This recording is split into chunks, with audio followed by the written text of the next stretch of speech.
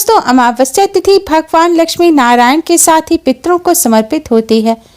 इस दिन स्नान, दान, श्राद्ध तर्पण करने का विधान है। इस दिन पितरों के निमित्त श्राद्ध तर्पण करने से पितृदोष से मुक्ति मिलती है। अमावस्या पर नकारात्मक ऊर्जा बहुत अधिक बढ़ जाती है, जो जीवन पर दुष्प्रभाव डालती है। नकारात्मक ऊर्जा से बचने के लिए इस दिन उपाय करना बहुत ही खास माना जाता है। अमावस्या के दिन किए गए उपाय अन्य दिनों की अपेक्षा कई गुना अधिक पुण्य फलदायी होते हैं और जल्द ही सफल हो जाते हैं। दोस्तों, इस बार वैशाख अमावस्या 20 अप्रैल दिन गुरुवार को है। इस दिन साल का पहला सूर्य ग्रहण भी लगने जा रहा है। दोस्तों, आज की इस वीडियो में हम आपको अमावस्या के इस शुभ संयोग पर करने वाला एक बहुत ही आसान और असरकारक उपाय बताने जा रहे हैं।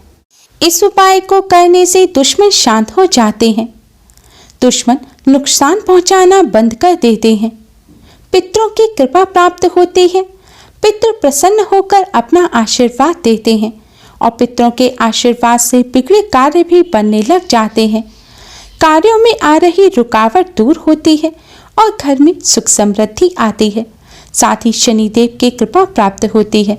शनिदेव से संबंधित दोषों से राहत मिलती है और सारे काम बनते चले जाते हैं।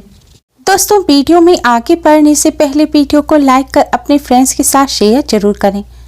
अगर आपने हमारे चैनल को अभी तक सब्सक्राइब नहीं किया है तो यूजफुल वीडियोस के लिए चैनल को सब्सक्राइब कर बेल आइकन को भी जरूर दबाएं। दोस्तों, उपाय करने के लिए सबसे पहले स्नान कर स्वच्छ वस्त्र धारण करें। अब आप अपने मंदिर के सामने आसन बिछाकर बैठ जाएं। भगवान जी के सामने एक दिया जलाएं और एक सुगंधित धूपबत्ती जलाएं। इसके पश्चात आप भगवान श्री गणेश को, भगवान लक्ष्मी नारायण को तिलक करें। आप कुमकुम या हल्दी से तिलक कर सकते हैं। तिलक करने के पश्चात अब आप भगवान जी को किसी फल मिष्ठान का भोग लगाएं। फल मिष्ठान ना हो तो शक्कर का भोग लगाएं। अब एक कटोरी में थोड़े से काले तिल लें और इस तिल की कटोरी को आप अपने मंदिर में रख दें। अब भगवान विष्णु जी के द्वादश मंत्र ओम नमो भगवते वासुदेवाय का जाप करें। दोस्तों, अगर आपके पास तुलसी की माला हो तो इस मंत्र का आप तुलसी की माला पर जाप करें। इस मंत्र का आपको 108 बार जाप करना है। शास्त्रों के अनुसार अमावस्या तिथि भगवान लक्ष्मी नारायण, पितृदेव और शनिदेव को समर्पित होती है। शास्त्रों में पितरों के देवता भगवान विष्णु, माँ लक्ष्मी जी ही कहे गए हैं। इसलिए पितरों को प्रसन्न करने के लिए, पितरों के कष्टों को दूर करने के लिए और पितरों का आशीर्वाद प्राप्त करने के लिए भगवान लक्ष्मी नारायण का पूजन करना अति आवश्यक है। मंत्र का जाप करने के पश्चात आप पितृदेव के इस मंत्र ओम पितृभ्य नमः का 11 बार जाप करें। दोस्तों, इस तरह पूजन करने के पश्चात अगर आप शनि दोष से पीड़ित हैं तो आप शनिदेव के मंत्र ओम शम शनिश्चराय नमः का भी 11 बार जाप करें। आप मंत्र का जाप ना कर सके तो आप पितृ चालीसा और शनि चालीसा का भी पाठ कर सकते हैं। इस तरह पूजन करने के पश्चात दोस्तों, आप भगवान श्री गणेश, भगवान विष्णु, माँ लक्ष्मी जी को प्रणाम करें और अपने पितरों की आत्मा की शांति की प्रार्थना करें। पितरों को जो कष्ट हो उसको दूर करने की प्रार्थना करें। पितरों को मुक्ति दिलाने की प्रार्थना करें। इस तरह प्रार्थना करने के पश्चात दोस्तों, आप फिर से भगवान श्री गणेश, भगवान लक्ष्मी नारायण और अपने पितरों को और शनिदेव को प्रणाम करें और जाने अनजाने में की गई सभी गलतियों की क्षमा मांगें और पितृदोष और शनि दोष को दूर करने की प्रार्थना करें। दोस्तों, इस तरह पूजन करने के पश्चात अब आप एक रोटी तैयार करें। आपको एक मीठी रोटी बनानी है। इसके लिए या तो आप शुद्ध जल से आटा मढ़ें और आटा मढ़ते समय ही आटे में आप शक्कर या गुड़ डाल लें और फिर इससे एक रोटी तैयार करें। या फिर आप रोटी बनाते समय जैसे आलू के पराठे बनाए जाते हैं और स्टफिंग भरी जाती है, इस तरह आप आटा अगर साफ रखा हो तो उस आटे में आप गुड़ या शक्कर भर लें और फिर उससे एक बेलकर रोटी तैयार कर लें। दोस्तों, अब इस रोटी को आप एक प्लेट में रखें और इस पर घी लगाएं। घी ना हो तो आप सरसों का तेल लगाएं, लेकिन आपको यह रोटी चुपड़नी अवश्य ही है।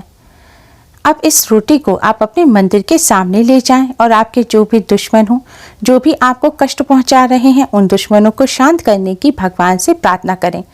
कष्टों को दूर करने की प्रार्थना करें।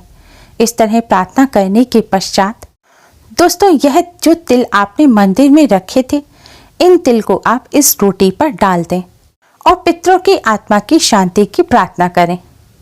इस तरह प्रार्थना करने के पश्चात दोस्तों अब यह रोटी ले जाकर आप किसी कुत्ते को खिला दें।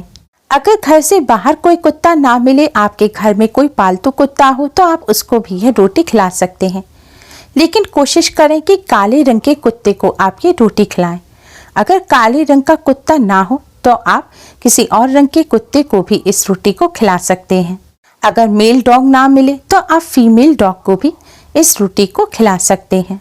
दोस्तों शास्त्रों के अनुसार पितृपक्ष की तरह ही अमावस्या तिथि पितरों को समर्पित होती है। पितृपक्ष में पितरों की आत्मा की शांति के लिए पंचबलि दी जाती है। पंचबलि में से एक बलि होती है स्वान बलि, जिसमें पितरों की आत्मा की शांति के लिए, पितरों की मुक्ति के लिए और पितृदोष से मुक्ति पाने के लिए स्वान को भोजन कराया जाता है। इसीलिए दोस्तों पितृपक्ष की तरह ही अमावस्या पर भी स्वान को भोजन अवश्य ही कराना चाहिए। ऐसा करने से पितृ तृप्त होते हैं, पितरों की आत्मा को शांति मिलती है। पितृ प्रसन्न होकर अपने परिजनों को अपना आशीर्वाद प्रदान करते हैं। पितरों के आशीर्वाद से कार्यों में आ रही रुकावट दूर होती है और बिगड़े कार्य भी बनने लग जाते हैं। पितरों की आत्मा की शांति के लिए और पितृदोष से मुक्ति पाने के लिए अमावस्या पर कुत्ते को मीठी रोटी अवश्य ही खिलाएं। ऐसा करने से पितरों की कृपा से दुर्भाग्य सौभाग्य में परिवर्तित हो जाता है और किस्मत चमक जाती है। दोस्तों अमावस्या तिथि पितरों के साथ ही शनिदेव को समर्पित होती है। शास्त्रों के अनुसार कुत्ते को शनि और केतु का प्रतीक माना जाता है। जिनकी कुंडली में ये दोनों ग्रह प्रभावित होते हैं, उन्हें ग्रह शांति के लिए अमावस्या पर कुत्ते को इस तरह रोटी अवश्य ही खिलानी चाहिए। ऐसा करने से शनि और केतु के अशुभ प्रभाव दूर होते हैं, शनिदेव की कृपा प्राप्त होती है और कार्यों में आ रही रुकावट दूर होती है, सारे काम बनते चले जाते हैं। दोस्तों कुत्ते को रोटी खिलाने का एक अन्य फायदा यह भी है कि अमावस्या पर जो इस विधि से कुत्ते को रोटी खिलाता है उसे कर्ज से मुक्ति मिल जाती है। शास्त्रों में बताया गया पितृदेव और शनिदेव की कृपा प्राप्त करने का ये बहुत ही असरकारक उपाय है। दोस्तों मान्यता यह है कि यह रोटी जब आप कुत्ते को खिलाएंगे, अगर कुत्ते ने उसी समय यह रोटी आपके सामने ही खाना शुरू कर दी तो समझिए आपके दुश्मन उसी समय से शांत होने शुरू हो जाएंगे। अमावस्या पर इस तरह कुत्ते को भोजन कराने से कष्टों से छुटकारा मिलता है, कार्यों में आ रही बाधा दूर होती है और जीवन में खुशियां आती हैं। दुर्भाग्य भी सौभाग्य में बदल जाता है, किस्मत साथ देने लग जाती है। दोस्तों उपाय करते समय आपको कुछ बातों का विशेष ध्यान रखना है। आपको इस रोटी के ऊपर काले तिल ही डालने हैं, क्योंकि काले तिल पितरों को और शनिदेव दोनों को ही अति प्रिय हैं। पितरों के निमित्त जो चीज निकाली जाती है, अगर उसमें काले तिल ना डाले जाएं तो वह भूत प्रेत को जाती है, और अगर उसमें आप काले तिल डालेंगे तो वह आपके पितरों को लगेगी, यानी कि आपके पितर तक पहुंचेगी। दोस्तों वैसे तो इस उपाय को आप अमावस्या पर किसी भी समय कर सकते हैं, लेकिन हो सके तो संध्या काल के बाद रात्रि के समय आप किसी समय इस उपाय को करें। रोटी बनाते समय आपको इस बात का ध्यान रखना है कि अगर आपने अपने घर की रोटी अभी तक नहीं बनाई और उससे पहले पूजन किया है तो पहली रोटी आप स्वान के लिए ना बनाएं। आप घर की रोटी बनाने के बाद अंत में या पहली रोटी बनाने के बाद दूसरी रोटी आप यह बना सकते हैं, लेकिन पहली रोटी के तौर पर आप इस रोटी को ना बनाएं। और रोटी बनाते समय इस बात का ध्यान रखें कि यह रोटी अन्य रोटियों से मोटी होनी चाहिए, यानी कि नॉर्मली आप घर में जिस साइज़ की रोटी बनाते हैं उससे थोड़े बड़े साइज़ की आपको यह रोटी बनानी है। दोस्तों अमावस्या पर इस उपाय को कर इससे लाभ अवश्य ही प्राप्त करें। Please like, share and subscribe. Thanks for watching.